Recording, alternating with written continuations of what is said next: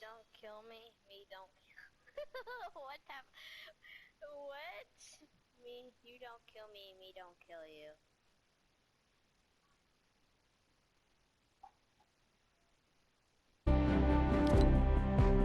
But you were killing me.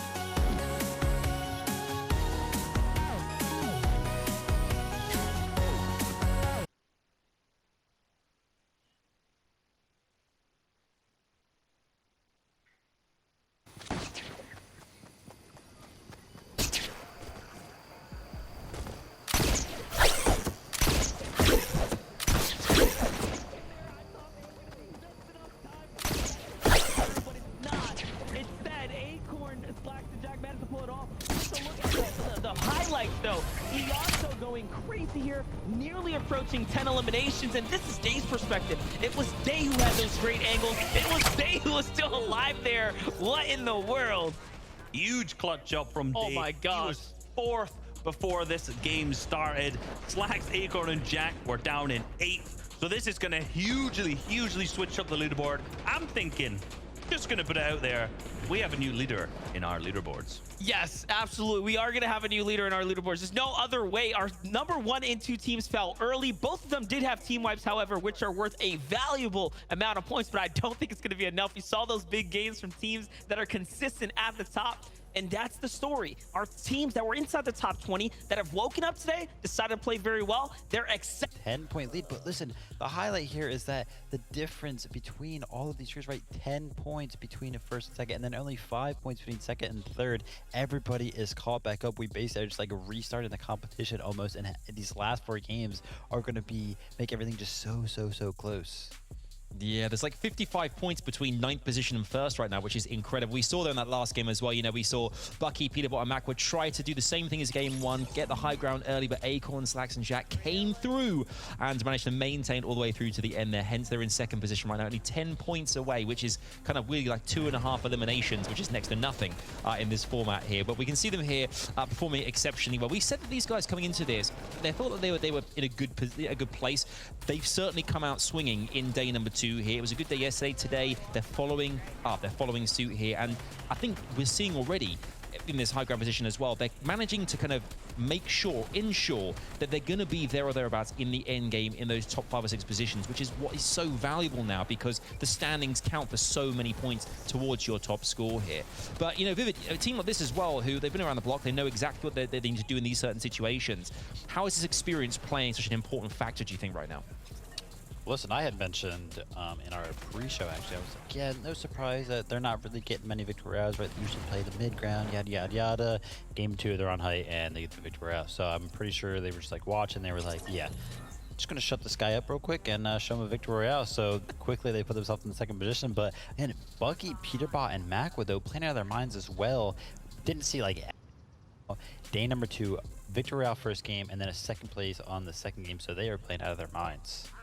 Yeah, I think you know, go back to Iomzo as well. You have certain players in certain trios who can come through with that clutch factor we talked about a ton and get loads and loads of points with the likes of these eliminations. And to have 8 on your own, I think he had like 5 eliminations in the space of like 3 or 4 minutes, which is unheard of. But you have someone who can do that in a team. It makes a massive difference when it comes to the leaderboards, particularly in this kind of format.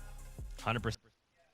100%. And of course, I mean, I got to talk back once again. We got Cease, Cold, and Elite, right, being eliminated there early. And we're seeing it again, right? These trios that were doing so well in day 1.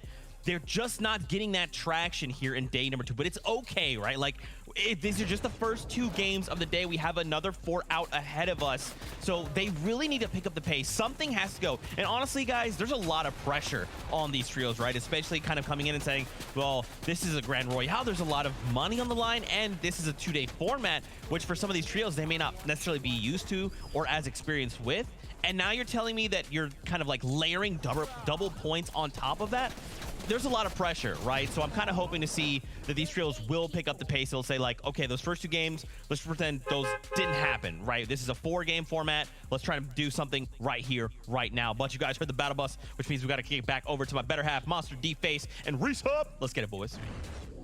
Thank you, Zeke. It looks like, honestly, we've reached somewhat of an intersection here, right? Like, we're at a crossroads right now. The standings have changed tremendously. None of the teams that we started off with are playing up to the caliber that we basically expected them to carry into today, right? Because now there's a ton of new teams at the top, Reese.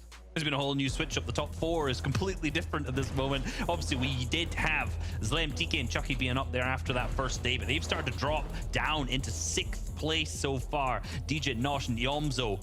After that huge pop-off from Yomzo, they haven't even managed to make it into a top 5, but just fragging ability is so good, and that's just carried them up into that top number 1 slot. 11 eliminations after that last game in the 7th place. You're just seeing how the Elims are an actual game changer right now. They're amplified. The weight that they carry here in the finals now is just incredible. Allowing them to build up a 10-point lead. I mean, it's not much, but considering where they were yesterday and sitting where they are now, this is a big way to jump back up. And I can't believe we have 4 games in front of us. And, you know, we already have new teams to look out for, potentially root for now as we start approaching the final stretch.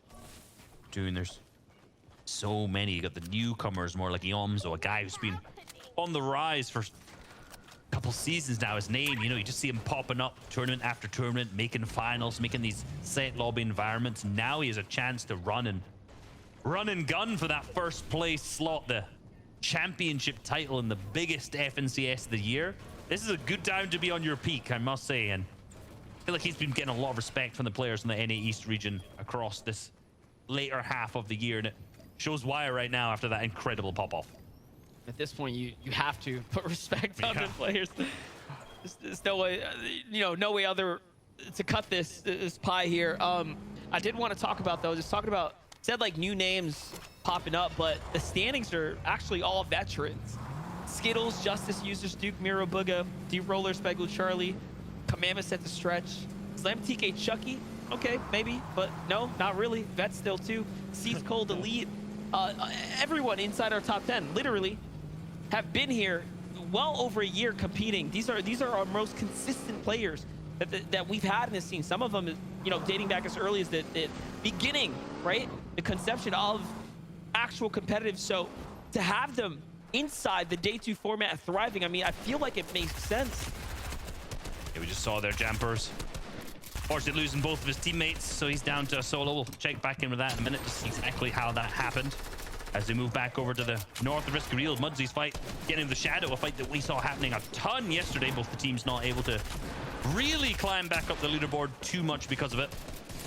See almost 3 builds left onto Mudsy. He's going to connect some of the shots, but traded back in return. Minor starting to go down on his team. Savage now also really low on the opposite side of the wall. They've got the down at this moment, but Shadow up above. He's looking way healthy. He's hitting the white tags. He's going to start to get in that progression, but is he going to be able to hit the 1v2? His teammates now there with him. Spray comes through the finish. That's important. That's a 4-point swing.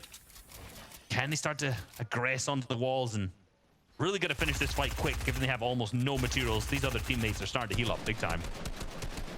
Now, mind you, every team still has a realistic chance to go ahead and jump back into this. And once you start getting towards that top 10, that's where the real money kicks in. So either way, want to be taking the best fights possible all the way through to the end. And this is looking good right now for Shadow. Beautifully done there.